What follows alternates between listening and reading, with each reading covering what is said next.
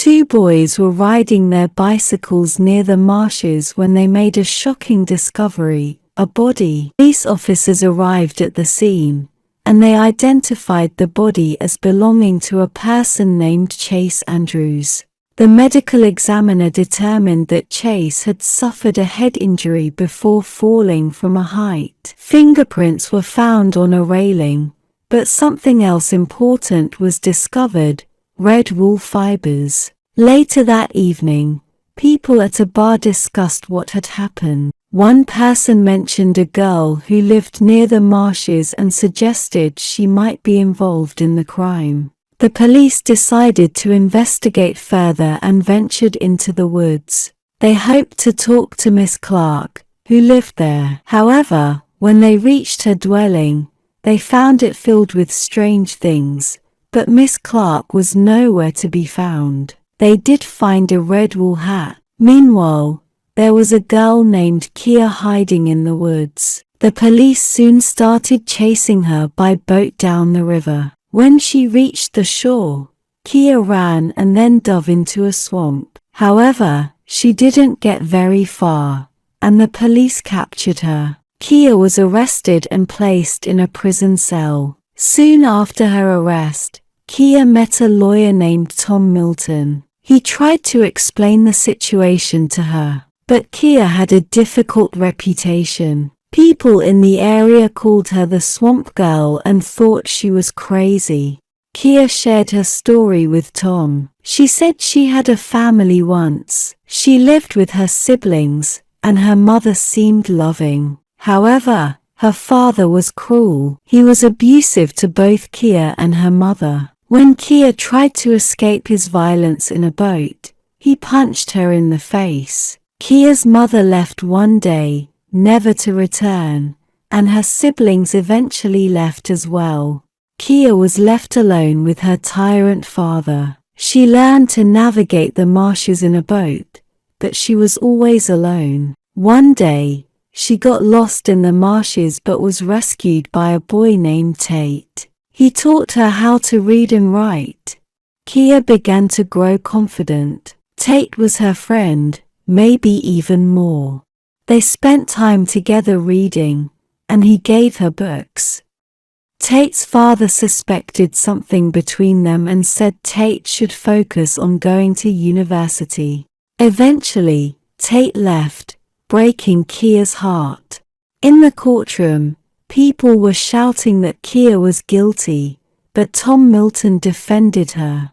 He believed that Chase's death was an accident. Kia remembered a day in 1962 when she found a box of seeds and a letter from a stranger in the woods. He taught her to read and write. Kia even learned about publishers from Tate and pursued her dreams. Her book was printed, and she used the money to improve her home. Then, her brother Jody visited her. He was the last of her family to come back. Chase Andrews, however, returned to her life. Chase Andrews entered Kia's life quite unexpectedly. They first crossed paths when Kia was in the town nearby. Chase noticed her and was intrigued by the mysterious marsh girl. He saw an opportunity and approached Kia. Chase was charming and smooth, and he struck up a conversation with her. He was persistent and eventually convinced Kia to go on a picnic with him. This marked the beginning of their relationship. They spent more time together, and Chase seemed genuinely interested in Kia, which made her feel less lonely in her isolated life in the marshes.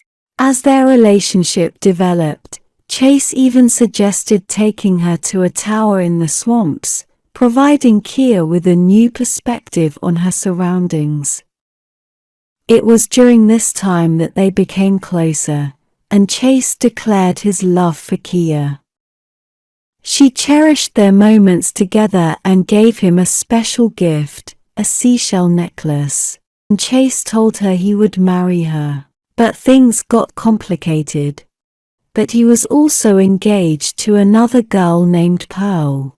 Chase's behavior became aggressive, and one day, Tate saw the bruises on her face. Kia lied to Tate about where the bruises came from, but he realized Chase had done it. She returned home to find her things destroyed. Kia realized she had to leave and boarded a bus to Greenfield, where she met with her publisher. The trial continued, and Kia was acquitted due to a lack of physical evidence. She was finally free. She thanked those who had supported her, and her brother took her home. Kia published more books and lived a better life. As Kia's life took various twists and turns, Mr. Jumpin remained a constant source of support. His kindness, generosity, and willingness to help her were instrumental in her ability to survive and eventually thrive in her unique environment. Mr. Jumpin passed away. His death had a profound impact on Kia, as he had been not only a friend but also a lifeline for her. It marked the end of an era in her life.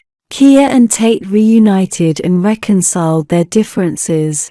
Their marriage marked a turning point in Kia's life. With Tate by her side, she was no longer alone in the world. The two of them lived together in the marshes. But one day, Tate found something shocking among her things: Chase's missing necklace. It made him realize the truth, but Kia's secret was buried forever in the swamp.